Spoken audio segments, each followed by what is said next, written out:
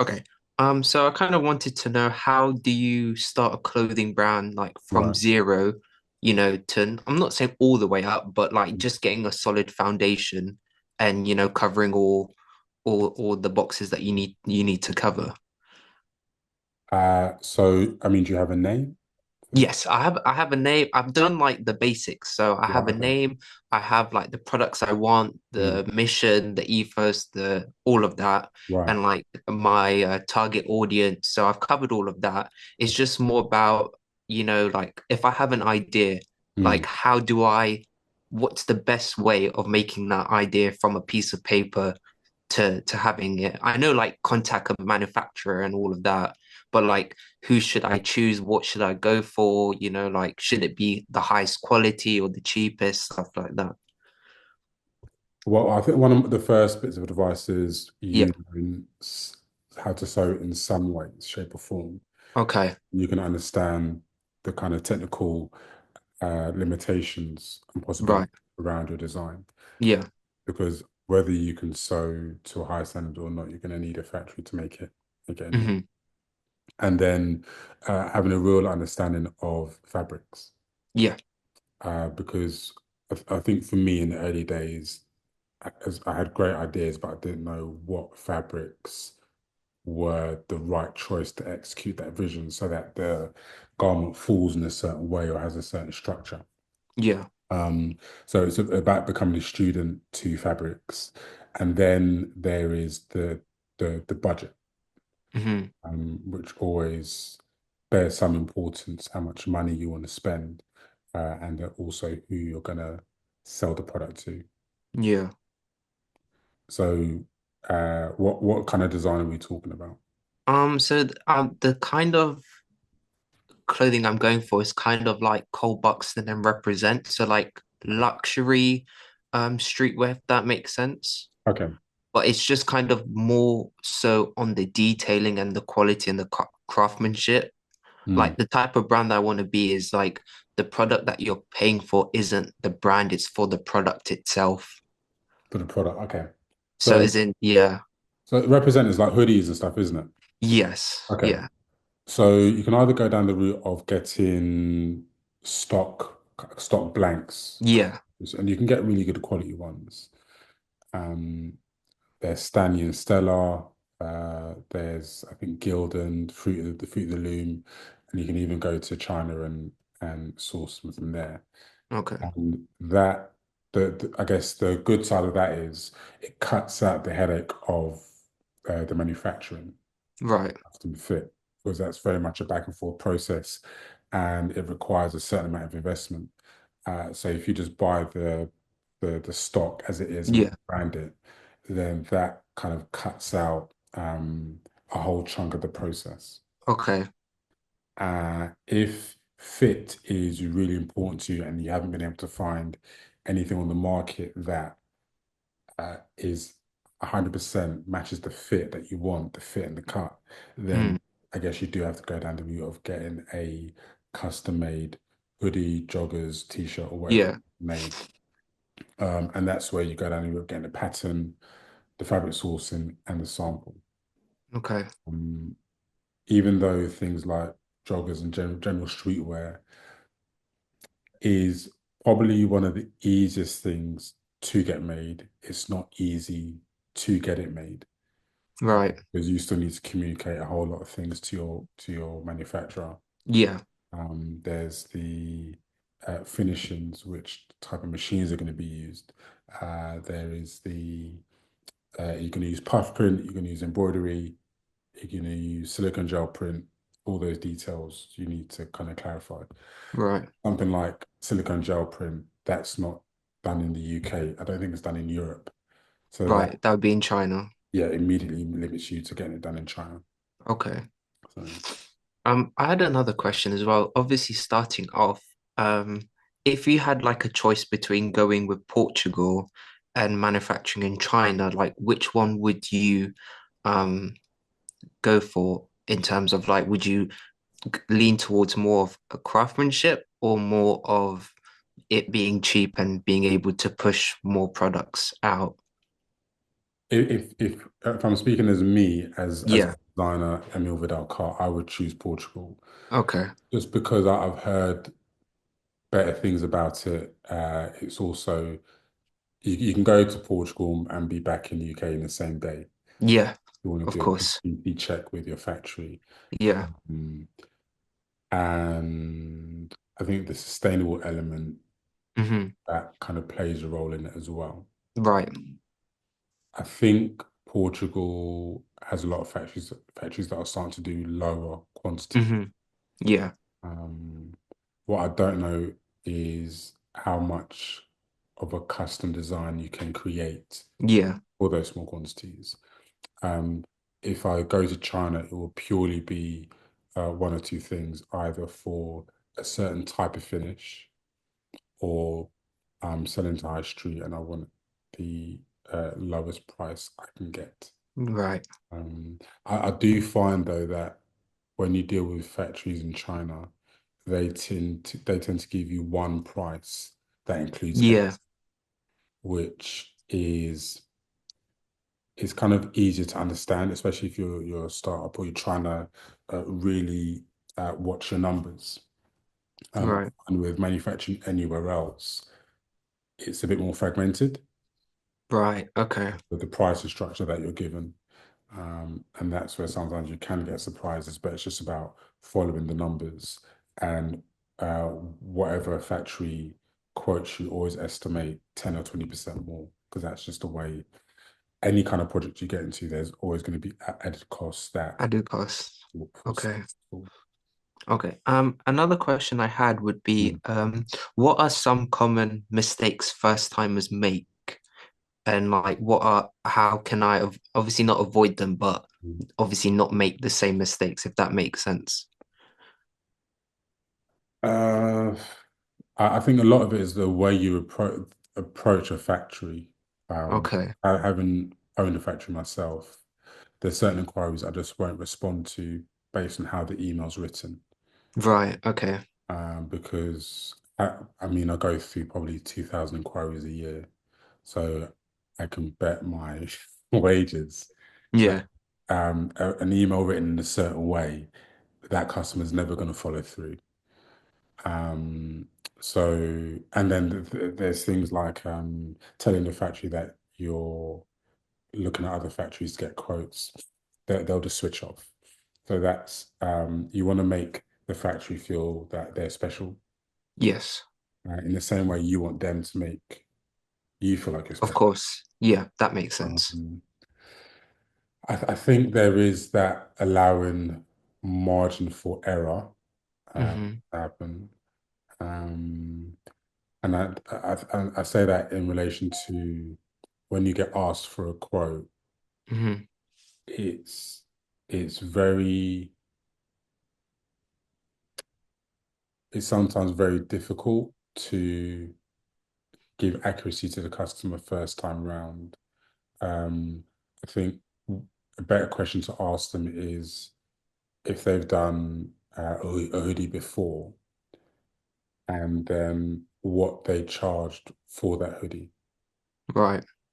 Um, hopefully they won't mind giving you that example. I think that's a better way to formulate a question, because then they've gone through that process with that customer based on those details.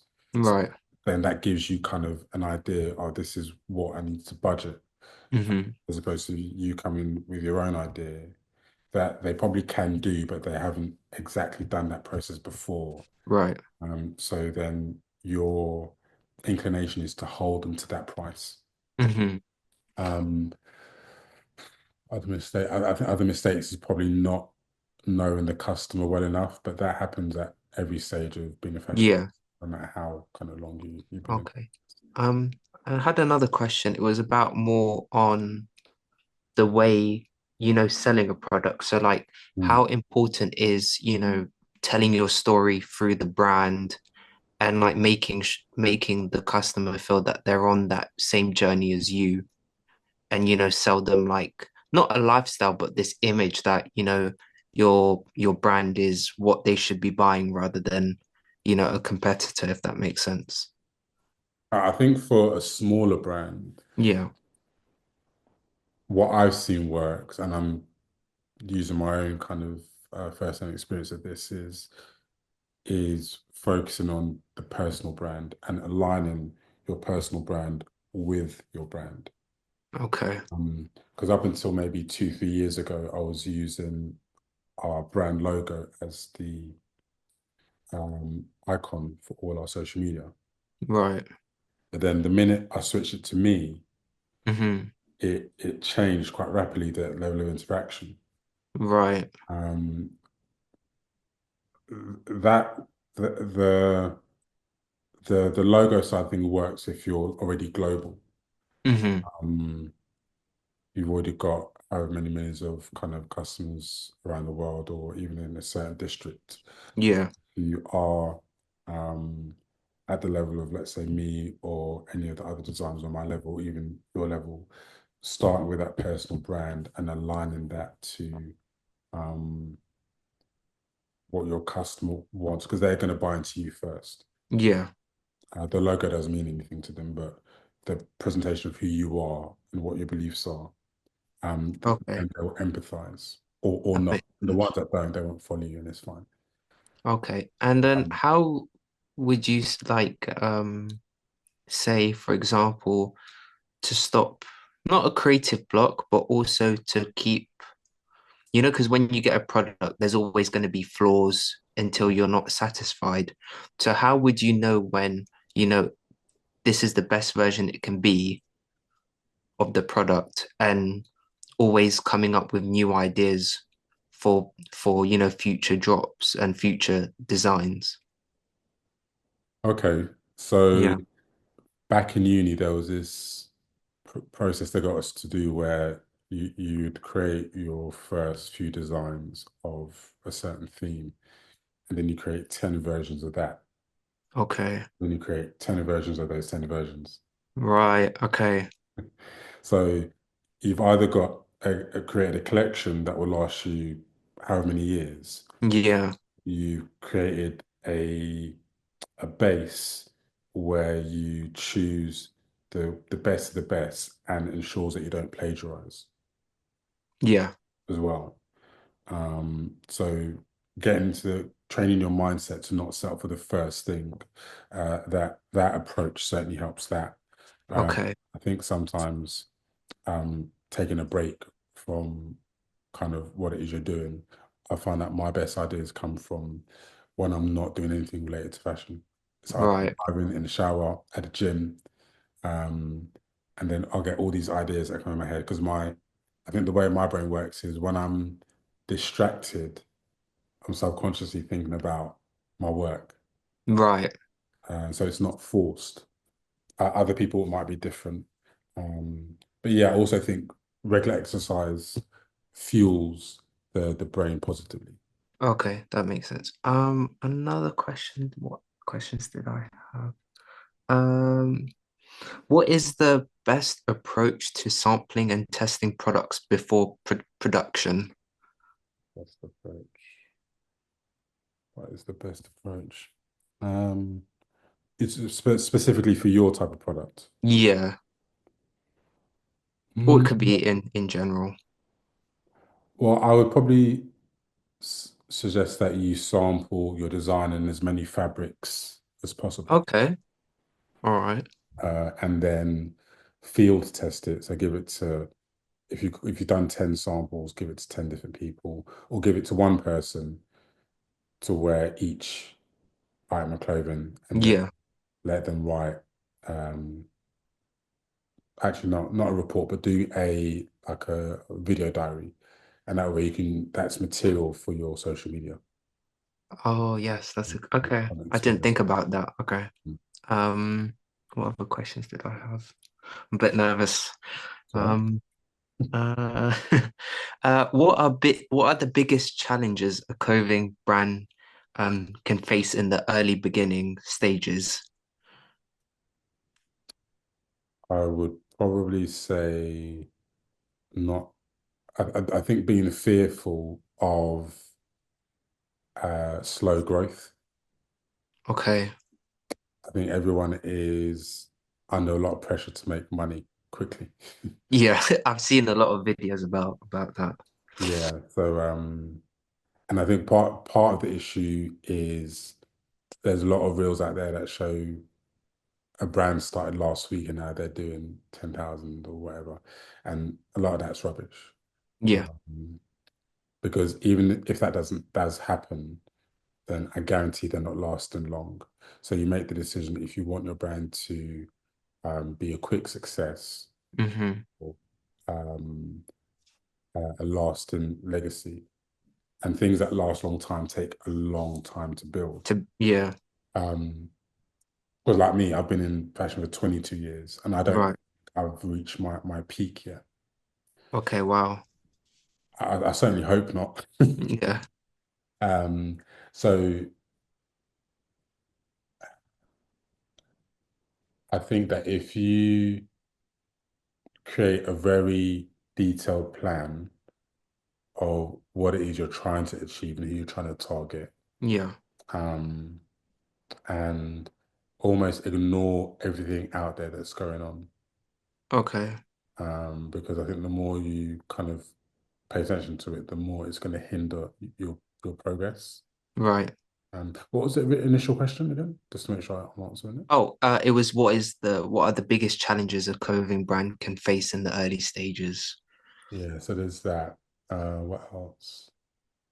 Um, the obvious one is finance, Yeah, but I think that if you're truly creative, you can you can being creative that doesn't have a relation to lack of funds. yeah, Um, Lack of funds only maybe hinders your kind of marketing or advertising. yeah. Um, biggest challenges, biggest I mean, challenge. that's something that obviously has come up for me. So for me, trying to use as many people as I know to Mm, promote the brand and then use the funds more on the clothing and the design. Because I read online, they said, oh, if you want to start a brand, like buy blanks and then slap a logo on it. But then I didn't think that trying to make something like in the long run, like there's 10,000 brands that just slap logos on a mm, t-shirt and sell yeah. it for like £25 and then in 3 or 4 years they're obsolete. Whereas I'd like something that's I don't care if it's like 10 years down the line, I'd rather have something slow and steady, if that makes sense. Yeah, yeah. Are you studying fashion? No, no, I'm not. What's your day job? I don't have a day job. I was working as a sneaker authenticator and then I left and then Okay, okay. I just started doing this. But my mum studied fashion, so she's helping me Right, with all of this. right. Um, Ask me the question again so I can answer it exactly how you want. Oh, the same question again? Yeah. Yeah. What are the biggest challenges a clothing brand can face in the early stages? Okay, so we tackled the money, we tackled the creativity. Um,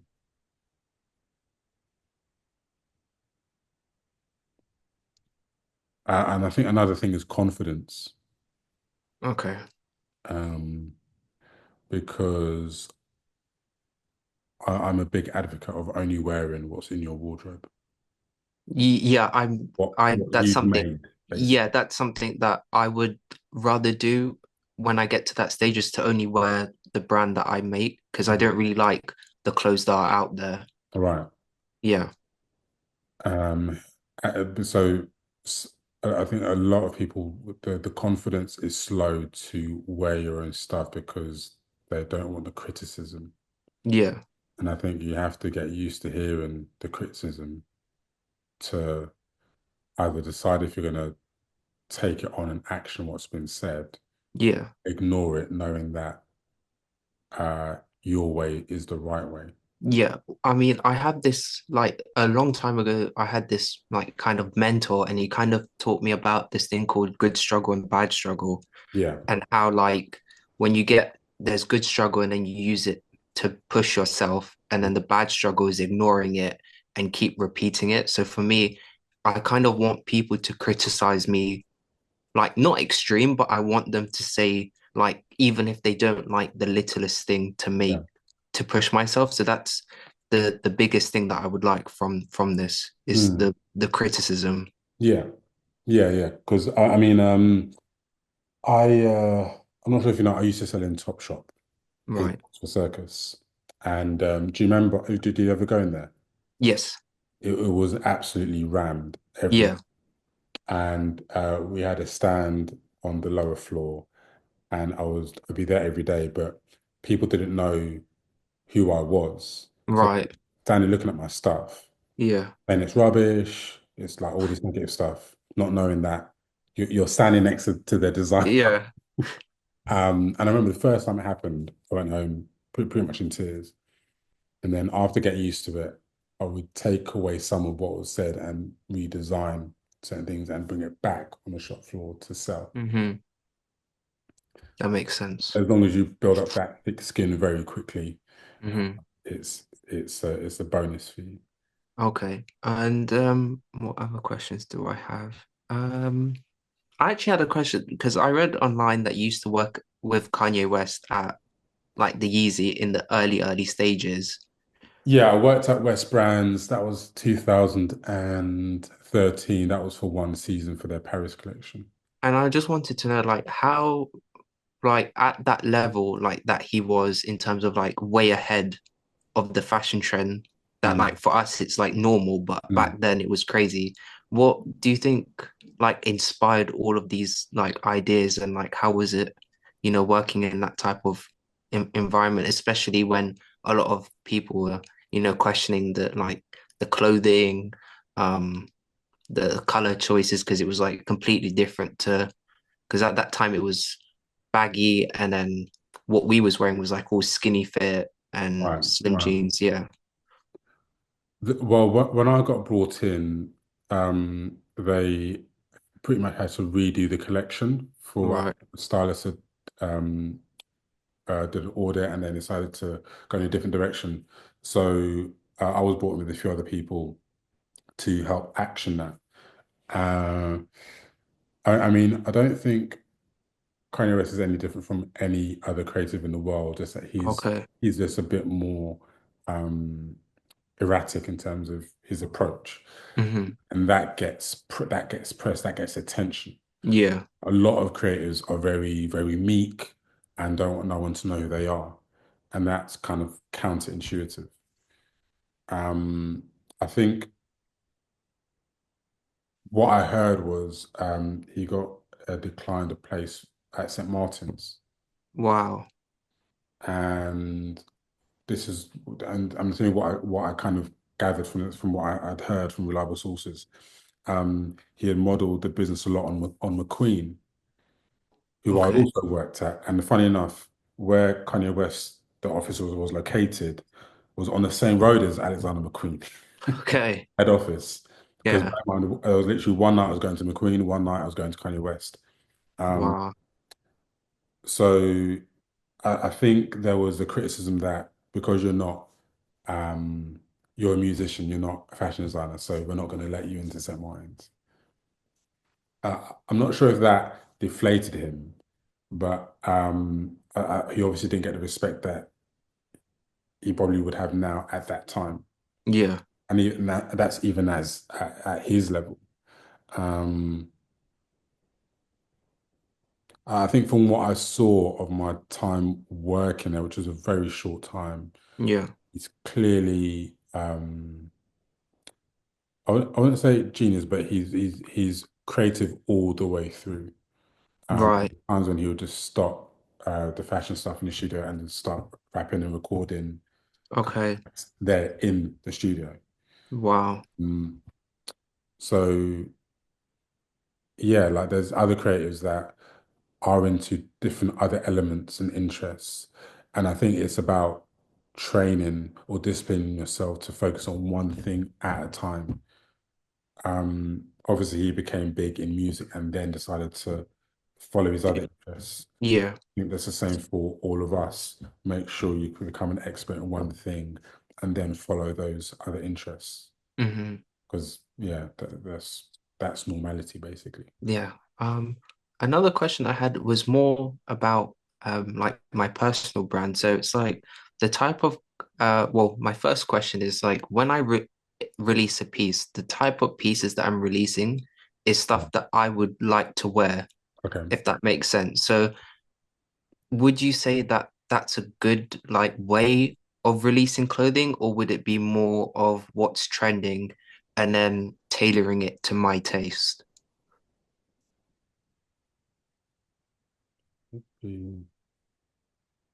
It depends. If there are out of 100 men, Yeah. if 60 or 70% of those men would wear what you're making, Hmm.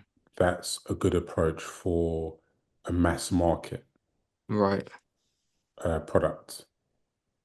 If you want to sell that for upwards of £300, then it's not a bad thing if out of those 100, there's only like 5 or 10 guys that would wear it. It Hmm. means you have to know how you're going to position your brand.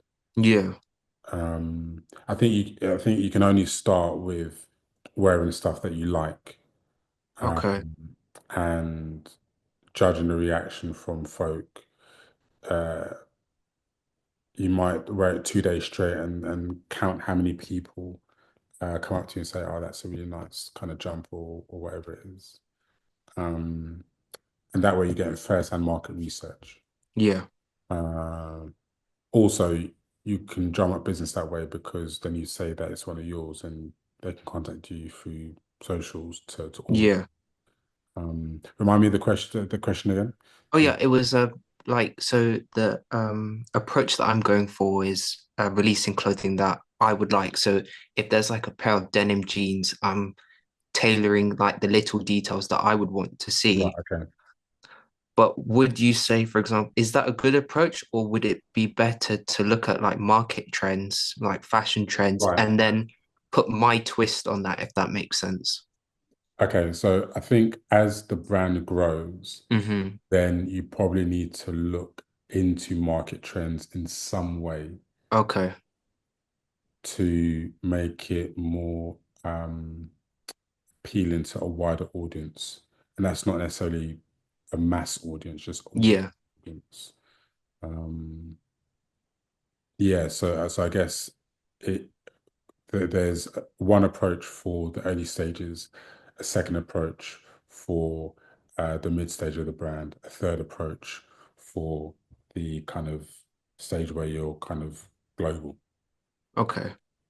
I had two more questions if we have time. Yes. The another question was the type of color like palette that I'm going for is more seasonal, so not really colors for specific seasons. Yeah. Is that something that's a good idea, or is that a bit like kind of a shitty idea? It's not really um I, a th I good idea. think I think that it's a safe idea because it should mean that you get stability in your sales. I think that you probably want to separate your range, especially your color options, where there's at least some portion of tr on trend colors, Okay. Right. because that way you're giving people a reason to buy with you. Yeah. Um, that yeah, that don't always want the whites, the blacks, the reds, and the grays. Hmm. Some people want the neons. Yeah. Mm. And I think if you do that as a limited edition collection, um, then yeah, that can be quite a good thing for the brand. Okay. A question that I had also was, in terms of like releasing, like, so I'm at the early stages where I like read online and they said you should start with one product and Sure. then, venture out. So the Yeah. product that I've decided to do is a hoodie and a sweatpants, but it's kind of like not the perfect one, but I'm trying to make it like the one where it's like there's several. like when you buy something, there's one feature on that, but then you can't get it on another. So Right. I'm kind of combining, making it a practical everyday hoodie. Mm. And then after that, should I then start drawing out all the other products that I have in my mind, or should I just do it one by one? I think that if you're gonna just do the did you say sweatshirt and joggers? Yeah, It was sweatshirt and joggers, yeah? yeah. Then you should be the best at doing sweatshirt and joggers because that's all your focus Okay, um, is based on. And right, then the customer will then think, Anakin is the best at doing sweatshirt. right. So I should make this my focal point of focusing on making it the best version before I move on to a different vertical, like a t-shirt. Yeah, I would say so. Okay, Yeah, okay, yeah, because like I use me as an example. I primarily just do dresses. okay, There was a point where I was doing t-shirts and yeah, shirts and as much as I was okay designing that stuff, um, no one can tell me about dresses. dress, I moved right, back okay, from hand. The way I'd structured my team, my shooter was around making dresses. okay, Um, and it was only when I'd kind of mastered that, that's when I moved back into other things. okay, Because as a creative, you kind of get bored, okay, right, and you want. I think the first time you get bored with your own design, then that's happened too early. You want it to happen at least 5 times right, before you move on to anything else, because otherwise you're not disciplining yourself to stick with one thing okay. and become So an expert at it. okay, so perfect one product first and Yeah, then move on to okay. yeah. How much time do we have left before I ask one last? We've got 5 minutes. Okay, my last question Mm. would be realistically, because I'm a bit not of overachiever, but I tend to think like I can do all of this stuff, in like 4 or 5 weeks. Mm. What's the realistic time before for example, I have an item drawn Yeah, to then when I should make it, when I should release it, when I should market it. Because in my mind, I was like, I'll design it and then launch it for the summer, for example, right. which is very unrealistic when I slowed myself down. Do you mean So production, like doing the y production order by the time? yeah. So Not like really. realistically, how like what should I look at my time frame to be? Okay, so let's say you could do the making yourself. Yeah, You can do it within 4 or 5 weeks. yeah. If you're working with a factory, you probably want to allow for 3 months Hmm. in terms of their schedule. Okay. You kind of getting the money together to pay for the orders and whatnot. So Yeah. yeah. Okay. Okay. So would it be realistic for me to work on this jogger set now and then release it for maybe October, November? Well, if you're talking about the UK market, yes. Yeah. Yeah. But there's no reason you can't focus internationally um, Hmm. and get it ready for the summer, then sell it to like Australia and those kind of countries. Okay. Okay. Thank Because you. I've learned a they'll lot be today. in their winter time. So Yeah. yeah, Okay. don't just purely think that you should be selling just to the UK. Um, Okay. the the the British label brand holds a lot of weight internationally. And it's something that I kind of realized quite late. I even just came out from Germany and speaking to other British brands, a lot of those guys are doing better abroad than in the UK Right. because they are a British brand. You know, Yeah. they're the British made products. Okay. You know. Okay. Okay. Thank you so much for your time. Yeah, no problem. Cool. Good Thank you. luck. Hope it goes well. Thank you. Thank Cool. you. Have a Take nice care, evening. Anakin. Take care. Bye Bye. bye. Bye.